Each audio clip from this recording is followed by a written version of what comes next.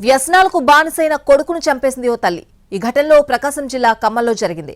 కందం శ్యామ్ అనే వ్యక్తిని ఇద్దరు సోదరులు మరో వ్యక్తి సాయంతో హత్య చేయించింది తల్లి లక్ష్మీదేవి. ముక్కలుగా నరికి 3 మూటల్లోకి నింపింది. ఆ మూటలను పంట కాలువలో పడేసింది. కాల్వగట్టుపై రక్తపు మరకలు చూసి స్థానికులు భయాందోళనకు గురై పోలీసులకు సమాచారం అందించారు. దీంతో రంగంలోకి దిగిన పోలీసులు మృతుడు సోదరుని ప్రశ్నించడంతో అసలు విషయం బయటపడింది.